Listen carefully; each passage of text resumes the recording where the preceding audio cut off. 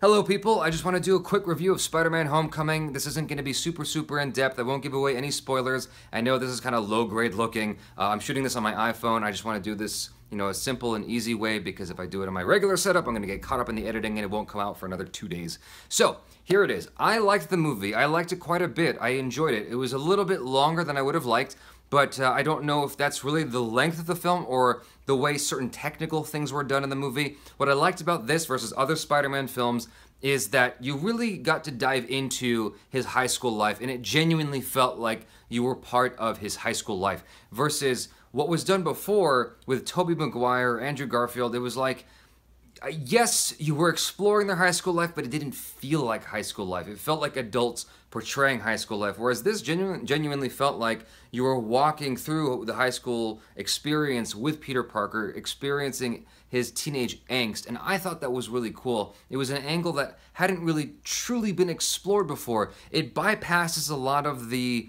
the backstory of how he became Spider-Man. It's kind of just, it's mentioned, but it's not like a focus or it's not a big part of any of the first act at all.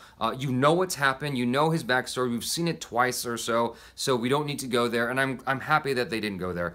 The action is oddly, ironically, that's the part where I had a big contention with because it had good action sequences in the film. Don't get me wrong, there was a lot of exciting moments, but there were times where it was like either super dark or super like tight, and I couldn't make out what was happening, and it was cutting really fast, and I would have appreciated like a master shot just once so I could kind of connect the pieces of what was going on. Like, I had a general idea, but it was like a lot of noise and moving images that I couldn't make out, and so it was like at the bookends I could tell what was supposed to be going on, but like in between it was just hard to make out sometimes, and that was frustrating. And that kind of style of editing actually bled a little bit into some of the dialogue sequences, in my opinion. Most people won't notice it, but I did, where you'd have these dramatic interactions between two of your main characters, and it was like a serious dialogue, and it was just kind of cutting back and forth between close-ups, as opposed to more of an old school way where it was like a two-shot and you could just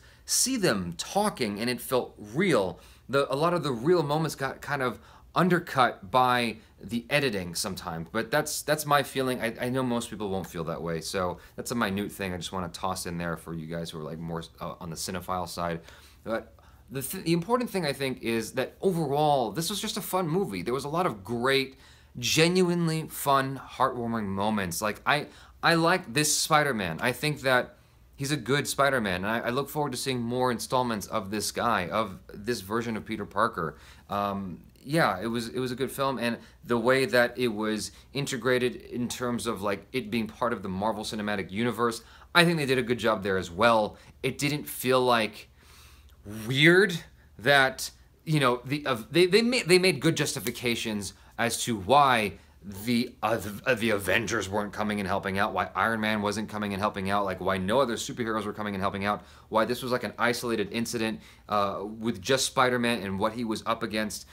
I think that even the premise, I'm not going to explain what the premise is, but you find out in the first 10 minutes of the movie with how this bad guy comes to be. I thought that was a really cool concept. I enjoyed that a lot.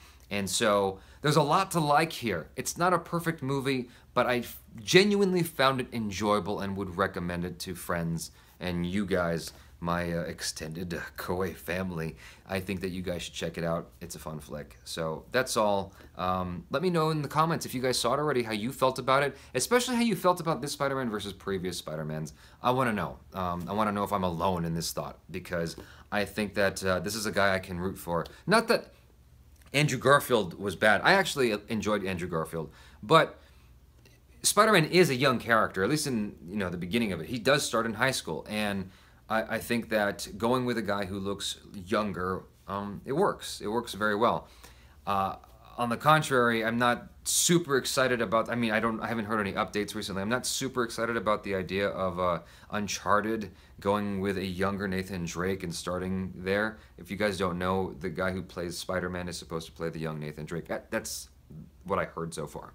That could change. That's subject to change anytime.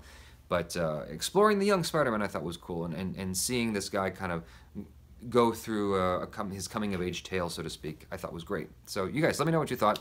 I'm Jabby Koei. Peace out.